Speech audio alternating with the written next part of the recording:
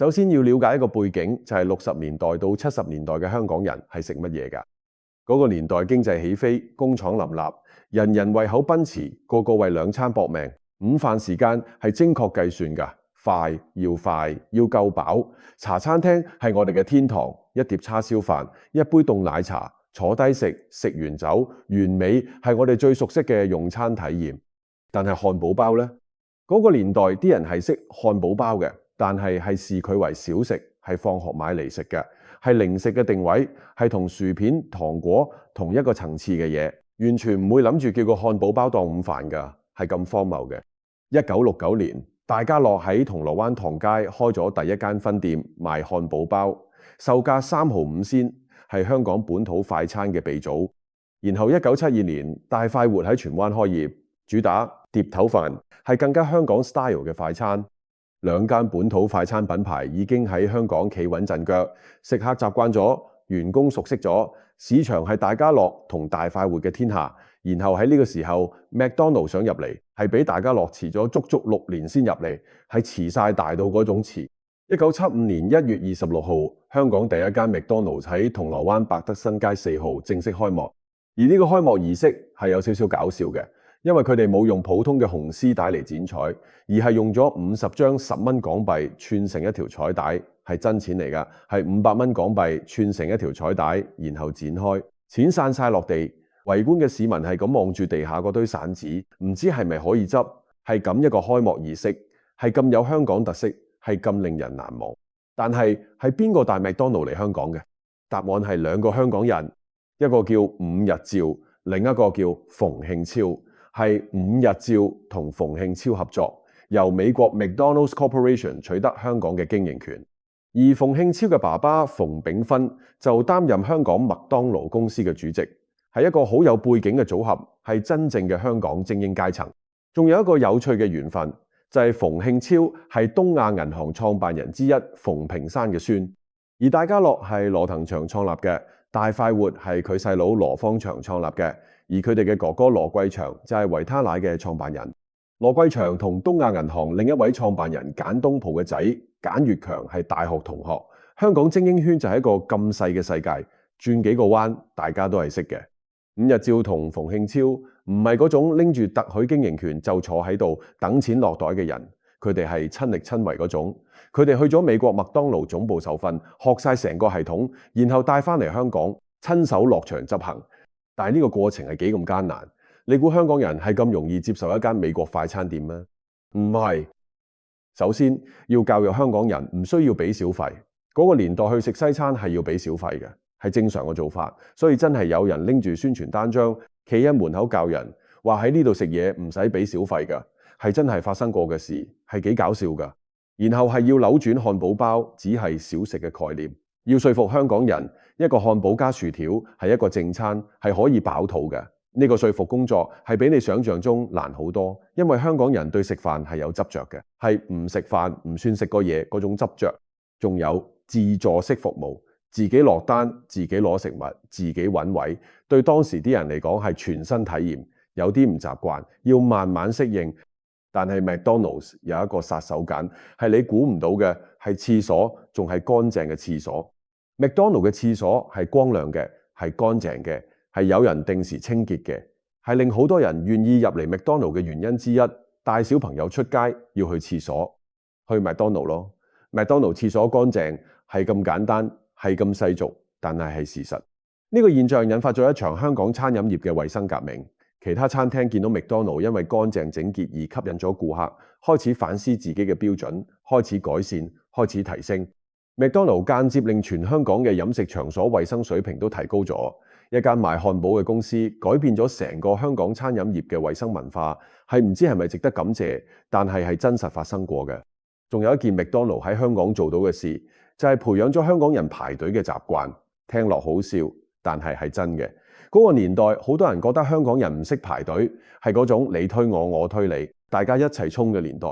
麥當勞嘅自助點餐模式係需要你乖乖排隊嘅。慢慢香港人開始習慣，開始覺得排隊係理所當然嘅事。麥當勞教識咗香港人排隊，你話係咪幾奇妙嘅貢獻？1978年，麥當勞進軍新界。喺荃灣開咗第一間新界分店。嗰個時代係件大事，因為新界嗰時仲未係好發達。麥當勞去新界係代表緊佢哋嘅雄心壯志，係要佔領全香港每一個角落嘅意思，係由港島出發過海入新界，一步一步擴張，係嗰種唔會停低嘅氣勢。然後係1981年，觀塘裕民坊嗰間麥當勞創下咗全球麥當勞單日最多客人入場嘅紀錄，唔係紐約，唔係倫敦，唔係東京，係香港觀塘。全球4萬間麥當勞最多人去嗰日係香港觀塘嗰間。觀塘人聽到呢個消息，實係要撐起胸膛大聲講：我哋呢個地方係全球麥當勞最旺嗰個。雖然而家嗰間已經唔係喺嗰度啦，但係個紀錄係永遠嘅，冇人可以抹走嘅。然後係1984年，香港麥當勞做到一件全球第一嘅事，就係成為全球首個供應全線早餐嘅麥當勞市場。香港係第一個有全線早餐㗎，早晨全餐、滿福堡、薯餅呢啲而家你覺得理所當然嘅早餐，係香港人開始㗎，係全球麥當勞入邊，香港係第一個㗎。之後全世界先跟住學。一個香港人覺得普通嘅早餐，改變咗全球快餐業嘅早餐文化，係幾值得記住嘅一件事。講起大家樂，就要講講兩者嘅競爭同共存。大家樂係典型嘅香港 style， 好靈活，好識變。漢堡有，碟頭飯有，公司三文治有，乜都有，係港式快餐嘅代表，係食得飽、食得快、食得平嘅香港精神嘅體現。麥當勞就堅持主打純美國口味，唔做碟頭飯，唔做炒飯，係堅持美式快餐嘅定位，係要俾香港人感受美國嘅嘢㗎。係兩間定位完全唔同嘅快餐品牌喺香港並存，然後一齊將香港人嘅飲食習慣由一定要食飯先係食飯，改變成漢堡薯條都係正餐，係兩間公司合力做到嘅事，係競爭者同時係行業推動者嘅奇妙關係。講返個名，麥當勞呢3個字係點嚟嘅？係廣東話音譯㗎，係5日照佢哋幫 McDonald's 諗嘅中文名，用廣東話讀出嚟。麥當勞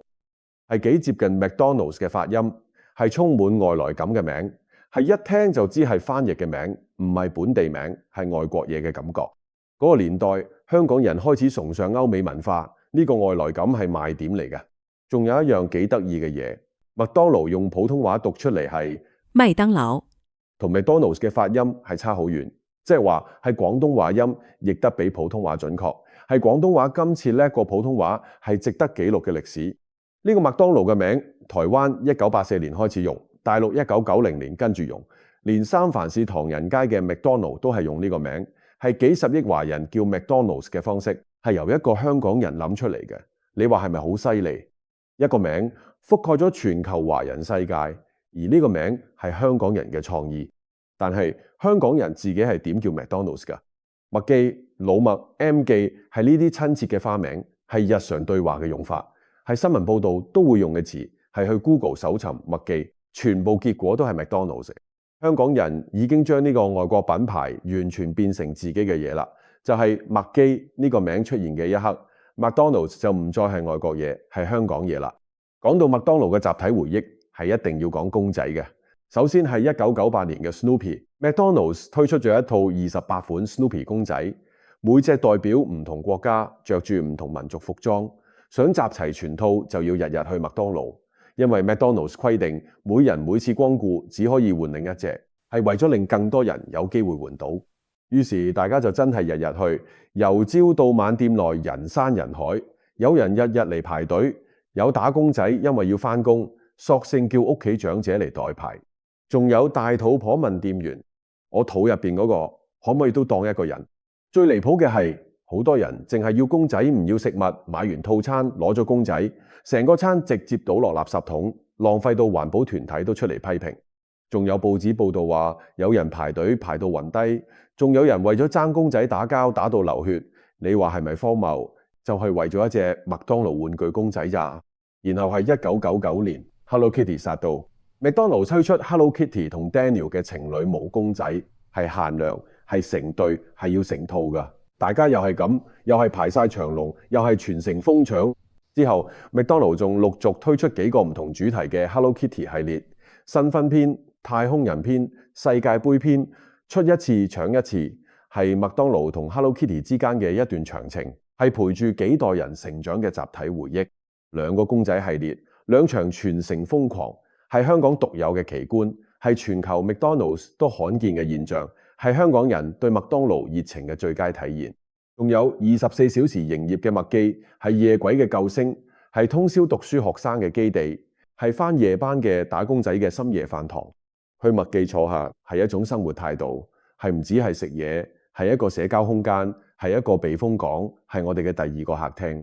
麥記喺香港人心入邊係一個好特別嘅地方，唔係因為個漢堡有幾好食，係因為佢係我哋最平民嘅情感寄託，係一個窮嗰陣去得起嘅地方，係一個唔使扮嘢嘅地方，係一個同你最愛嘅人食20蚊雞翼都覺得幸福嘅地方。有人話一個女仔願意同你捱麥記，唔嫌棄冇怨言，笑住同你食薯條，呢個女仔娶得過。聽落好簡單，但係你諗深一層，一個男人20幾歲嘅時候係一無所有嘅，係事業啱啱起步嘅，係連請女朋友食餐好嘢都唔係次次負擔得起嘅。就係喺呢個時候，如果有個女仔願意笑住同你坐喺麥記食個20幾蚊雞翼，唔計較唔嫌棄，呢個女仔愛嘅係你呢個人，唔係你個銀包。而對於嗰個女仔嚟講，20幾歲係佢人生最燦爛嘅時候，係佢青春最好嘅時光，係佢選擇最多嘅年紀。但係佢願意將呢段最寶貴嘅時光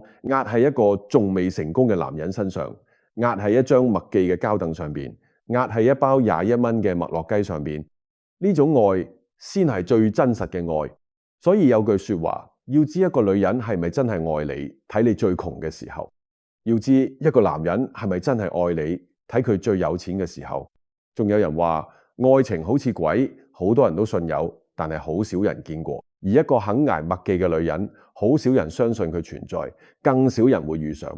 一世人流流長，總會愛上幾個唔啱嘅人，總會捱過幾段唔值得嘅感情。但係如果你有幸揾到一個肯同你捱麥記嘅女人，唔嫌你窮，唔嫌你普通，笑住同你食薯條，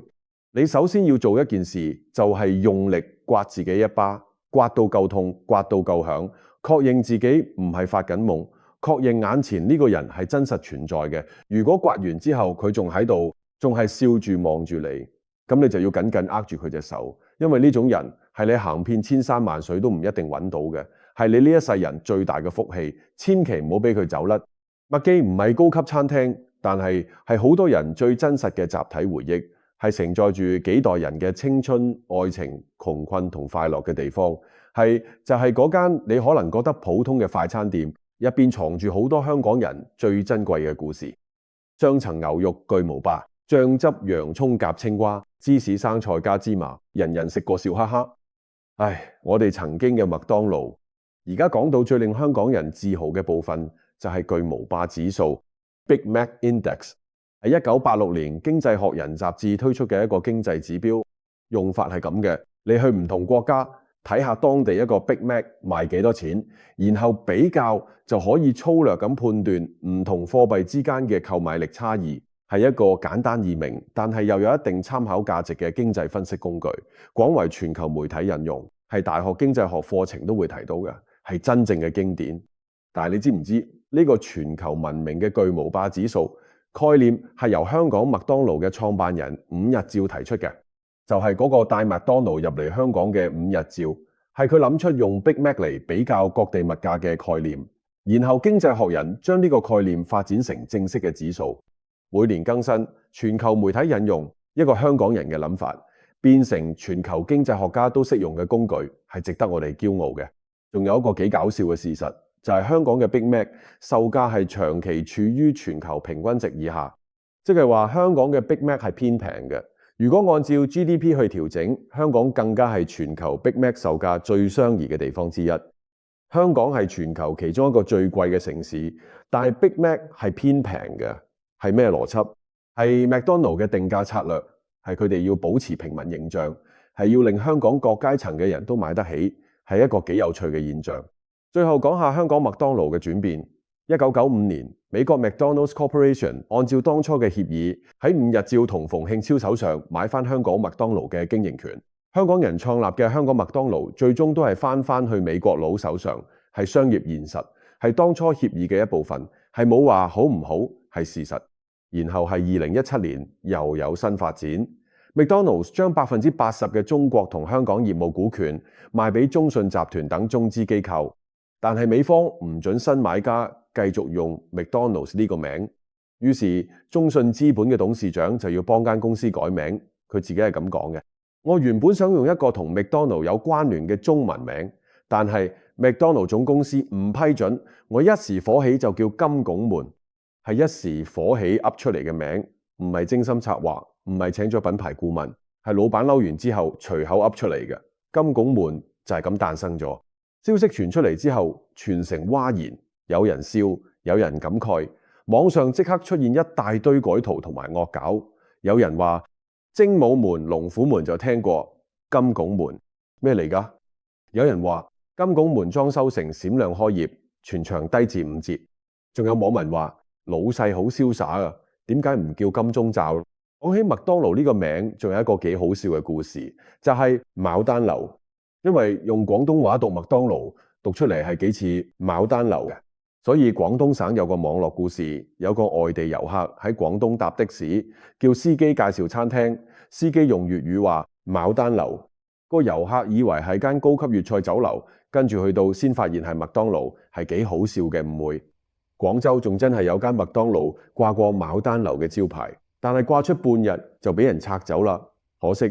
而家嘅香港麥當勞係點？超過260間分店，擁有18000名員工，係香港其中一個最大嘅私人僱主。全面數碼化，手機 App 落單，自助點餐機，默默送外賣服務，唔使出門口都叫到嘅。係 McDonald's 由1975年要教香港人唔使俾小費，到今日香港人連落單都唔需要同人傾偈，係50年嘅演變，係我哋社會改變嘅縮影。你話咪幾唏噓？由1975年嗰間用500蚊彩帶剪彩嘅小店，到今日260間分店，遍佈香港每一個角落。麥當勞係香港嘅故事，唔止係一間快餐店嘅故事，係一個關於香港人如何將外來文化本土化，然後再反過嚟影響全球嘅故事。係麥記呢個名背後係幾十年香港人嘅集體回憶，係幾代人嘅成長印記，係香港嘅一部分，係唔可分割嘅一部分。下一集我哋會講麥當勞歷史上幾個令人眼都凸埋嘅醜聞，包括一個同黑手黨有關嘅大騙局，同埋一個令全球人都開始警覺快餐唔係咁健康嘅紀錄片。多謝你陪我睇到最後。如果覺得呢條片幾好，想請我飲杯咖啡，掃呢個 QR code 或者撳留言置頂嘅鏈接，一杯咖啡就當俾我充返啲電，繼續拍落去。